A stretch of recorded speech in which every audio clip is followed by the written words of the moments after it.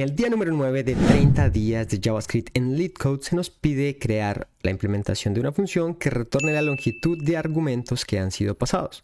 Veamos el ejemplo. De acuerdo al ejercicio debemos escribir una función que una vez se nos pasa una serie de argumentos debemos retornar el total de argumentos que han sido pasados.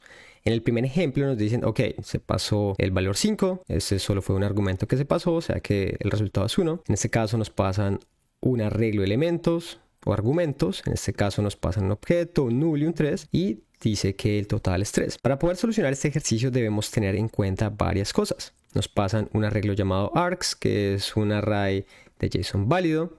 Y esta es la cantidad de elementos que podrían ir en ese array. Lo primero que debemos saber es que hay diferentes formas de saber los argumentos que se le pasan a una función en JavaScript. La primera forma es utilizando lo que es el objeto arguments, que es un objeto muy similar a array, el cual es accesible dentro de las funciones de JavaScript y tiene una serie de valores adicionales.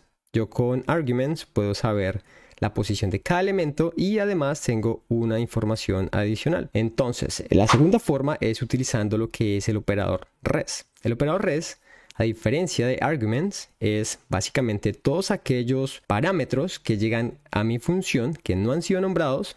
Yo le puedo colocar 3 puntos y estos van a ser asignados como un arreglo de elementos al nombre de la variable que yo defina. En este caso, por ejemplo, si tengo acá esta función suma y vamos a calcular la suma de los elementos que se pasan, hace que nuestra función sea flexible si lo definimos de esta manera, porque podría pasarle por ejemplo valores 1, 2, 3 sin tener que definir cada uno de los parámetros en la función.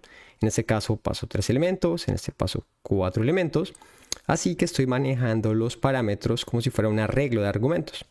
Entonces veamos otro ejemplo. Si en este caso tengo por ejemplo la función suma, para expandir el ejemplo anterior, y quiero retornar el valor de la suma, yo podría decir A más B.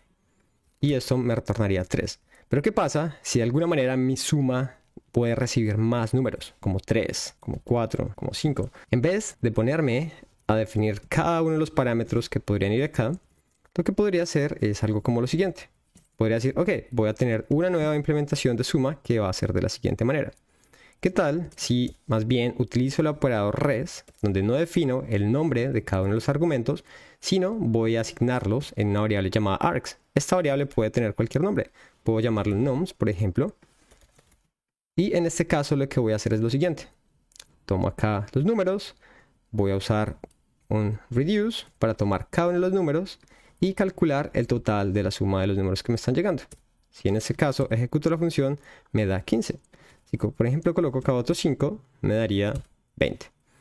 De esta manera, si yo quisiera saber, por ejemplo, el total de argumentos que van en mi función, podría hacer algo tan simple como lo siguiente. Dado que este arguments de acá, usando el operador res, es un arreglo de elementos, una de las propiedades de los arrays es que puedo acceder a sus propiedades como length.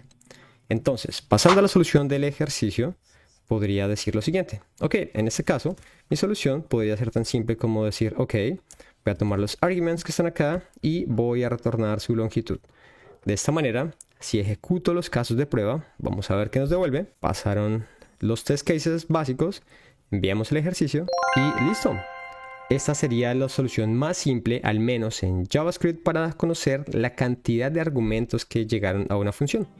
Espero que con esto hayas aprendido algo nuevo y nos vemos en el próximo video.